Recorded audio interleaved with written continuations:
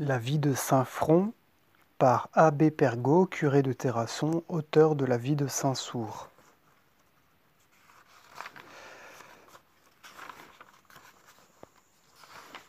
Préface au clergé et aux familles chrétiennes du Périgord.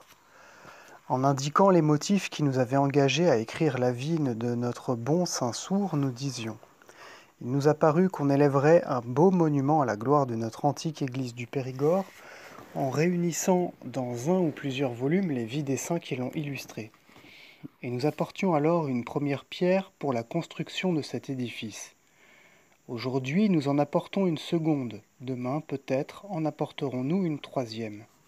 L'accueil si favorable qu'a reçu notre premier essai, les nombreuses lettres de félicitations qui nous ont été écrites, la prière même qui nous a été faite, tout cela nous a encouragés à poursuivre nos études hagiographiques sur les saints de notre pays, et nous offrons au clergé et aux familles chrétiennes du Périgord la vie de saint Front, apôtre, premier évêque de Périgueux.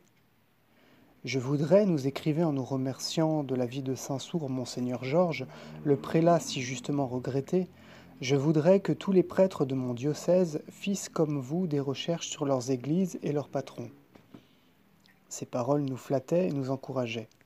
Il nous semblait cependant que nous devions laisser à un autre l'honneur d'écrire la vie de l'apôtre du Périgord, et avec plaisir nous eussions communiqué les documents que nous avions découverts. Mais le public, ayant accueilli avec bienveillance et quelque satisfaction la vie de saint Sour, on a pensé qu'il accueillerait avec une égale bienveillance la vie de saint Front venant de nous. Et l'on nous a prié d'écrire, et nous avons écrit. Quel but nous sommes-nous proposés ? Nous avons voulu contribuer à rétablir le culte de saint Front en faisant connaître ce qu'il a été et ce qu'il a fait.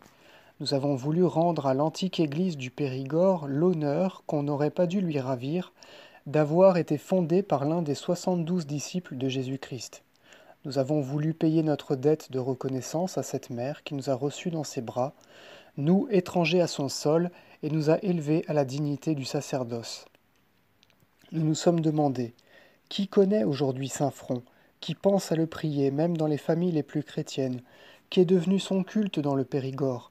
Dans quelle paroisse célèbre-t-on sa fête avec quelque solennité, à l'exception, peut-être, de l'église cathédrale et de 4 ou 5 églises paroissiales qui portent le nom du saint, où lui sont consacrées, cette fête passe inaperçue dans toutes les églises du diocèse. D'où vient cet oubli? À quelle cause faut-il l'attribuer? Au peu de connaissances que l'on a de la vie de ce saint patron. Nous devons honorer nos pères dans la foi, ceux qui nous ont engendrés à la connaissance de l'Évangile. Nous devons aimer à redire leurs vertus héroïques, à raconter leurs actions. On le faisait autrefois, aux siècles anciens, dans cette vieille France qu'on a tant décriée, qu'on n'aime plus aujourd'hui, mais à laquelle cependant on est obligé de revenir toutes les fois qu'on veut avoir l'idéal du beau, du grand, de la vraie poésie.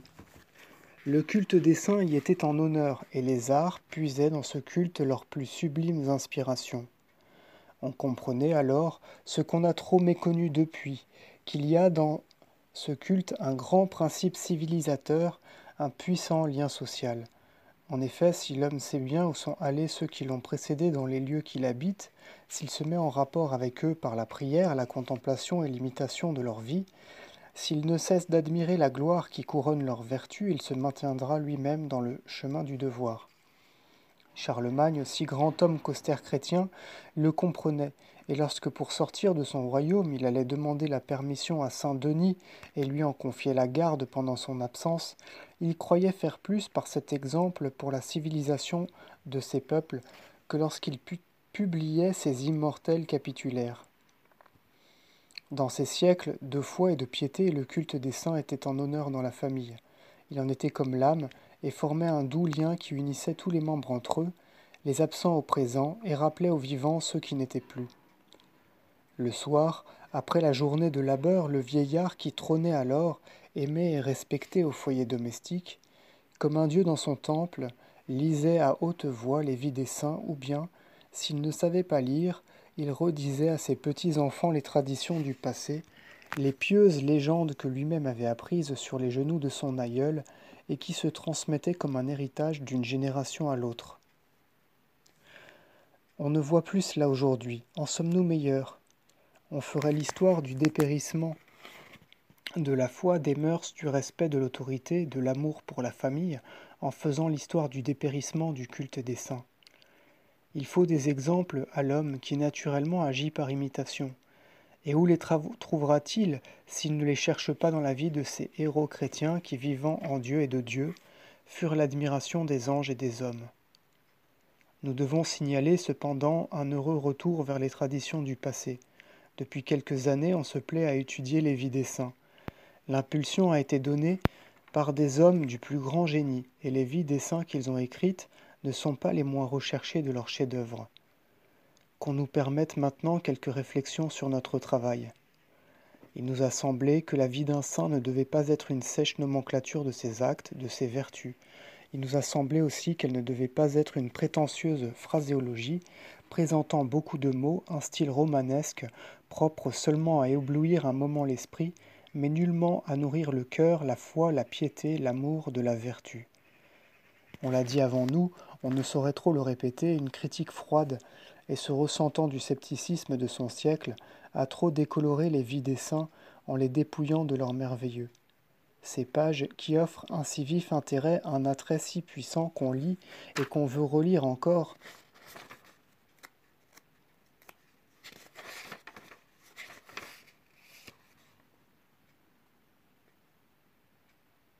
chez les écrivains antérieurs au XVIIIe siècle, ne sont plus chez les écrivains de ce siècle dernier que des pages froides, arides, sans parfum, sans couleur, qui vous glacent l'âme et que vous laissez tomber de la main. Nous avons tenu à conserver à la vie de Saint-Front tout ce qu'elle nous présentait de cette simplicité antique, au parfum si suave, tout ce qu'elle nous offrait de merveilleux, de surnaturel. Nous inspirant des mœurs de l'époque où vivait notre saint, nous l'avons mis en action.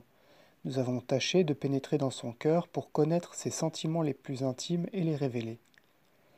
Étudiant cette grande âme, encore tout impressionnée de la présence et des paroles du Sauveur, nous avons cherché à la faire agir et parler comme elle devait agir et parler, avec sa foi si vive, sa charité si brûlante, son zèle à toute épreuve et le souvenir des paroles de Jésus. On ne doit pas s'étonner du grand nombre de miracles que nous racontons. On ne doit pas dire « il y en a trop pour qu'ils soient tous vrais ». Pour en juger sainement, il faut se reporter aux premiers jours du christianisme, au temps où vivait notre saint. Il s'agissait d'établir une religion nouvelle, de renverser toutes les idées reçues jusqu'alors, et les miracles naissaient pour ainsi dire sous les pas des apôtres et des ouvriers évangéliques. Le miracle était alors, comme il sera toujours, le plus fort argument en faveur de la vérité. On n'en trouvera pas trop si on se rappelle les paroles de Jésus, affirmant que ses apôtres et ses disciples et tous ceux qui croiraient en lui feraient des miracles plus grands et plus nombreux que ceux qu'il avait fait lui-même. Toutefois, nous avons cru devoir justifier les principaux qui sont rapportés par tous les historiens et contestés par quelques-uns. La résurrection de Saint Georges, le transport aux funérailles de Sainte Marthe, le miracle de la colombe apportant le vin nécessaire au sacrifice, la destruction du temple de Mars et de la tour de Vésone, la victoire sur le dragon de la Linde. Quant aux autres, nous les avons admis et racontés en toute simplicité, sans hésitation aucune, en nous souvenant du temps où vivait notre saint et des paroles de Jésus. Les premiers, avec quelques autres faits avoués de tous et qu'il sera facile de reconnaître, forment les grandes lignes de nos traditions, se projetant à travers les âges et nous apportant les réalités des premiers jours. Les seconds, moins importants, sont des fleurs délicieuses, décorant et embaumant ces lignes, dont le parfum a été respiré par tous les siècles, et nous a paru trop suave pour refuser de le respirer à notre tour.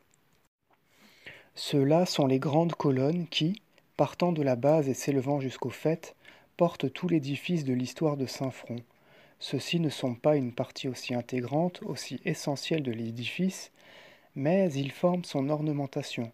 On ne peut les supprimer sans nuire à sa beauté. On concevrait sans eux une histoire de notre apôtre, comme on concevrait un temple sans aucune des décorations dont l'architecte s'est plu à l'embellir. Mais voudrait-on les retrancher parce qu'on les jugerait inutiles pour la solidité ?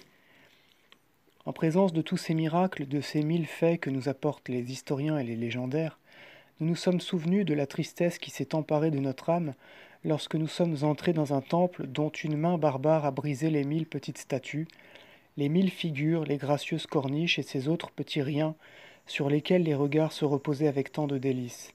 Et, alors, tous ces miracles, tous ces faits ont trouvé leur place dans nos pages, et nous avons conservé à notre monument historique sa beauté des premiers jours. Toutefois, nous l'avons purgé de quelques détails hétérogènes, fades, couleurs, un signe badigeon qui en couvrait la sainte austérité. Tout en nous disant ce qui est impossible aux hommes est possible à Dieu, nous devions rester dans les limites du vraisemblable. Il se présentait dès le début une grave question historique touchant l'origine de notre saint et l'époque de sa mission dans le Périgord. Nous l'avons traité à part dans une introduction. Nous n'en doutons pas, ceux qui se donneront la peine de la lire avec impartialité et sans aucune idée préconçue diront avec autant de conviction que nous le disons nous-mêmes. Oui, saint Front fut du nombre des 72 disciples de Jésus-Christ. Oui, il fut envoyé dans le Périgord par saint Pierre. Nous dédions cette vie à nos frères dans le sacerdoce et aux familles chrétiennes du Périgord, et nous réclamons leur bienveillant concours. Il ne nous sera pas refusé. Prêtres, nous sommes les gardiens des traditions religieuses, nous entourons comme un diadème d'honneur l'antique chaire de saint Front, nous devons conserver à notre Église sa gloire et ses privilèges, nous demanderons tous ensemble que son fondateur soit honoré comme autrefois du titre et de l'office d'apôtre. Les familles chrétiennes rediront les vertus, raconteront les œuvres de saint Front, elles apprendront à l'aimer, à le prier, et son culte retrouvera parmi nous son ancienne splendeur.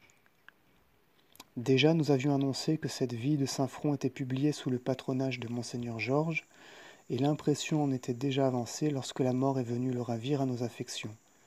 Le saint prélat, si dévoué pour tout ce qui pouvait contribuer à la gloire de son Église, avait daigné s'intéresser à notre œuvre, à ce qu'elle fût reçue favorablement de son clergé et des familles chrétiennes. Il nous avait promis une nouvelle édition du propre dessein du diocèse et d'obtenir de la cour de Rome l'autorisation d'honorer saint Front comme apôtre. Ces promesses, le digne successeur de monseigneur Georges a daigné nous les renouveler et prendre sous son auguste patronage la vie du fondateur de son siège épiscopal. Cette bienveillance nous honore et assure le succès de notre œuvre. Nous prions sa grandeur de recevoir ici l'expression de notre profonde reconnaissance. Daigne le Seigneur bénir ces pages consacrées à la gloire de son illustre disciple. Nous serons heureux et assez récompensés de notre travail et de nos laborieuses recherches si notre apôtre en est un peu plus aimé, un peu plus honoré.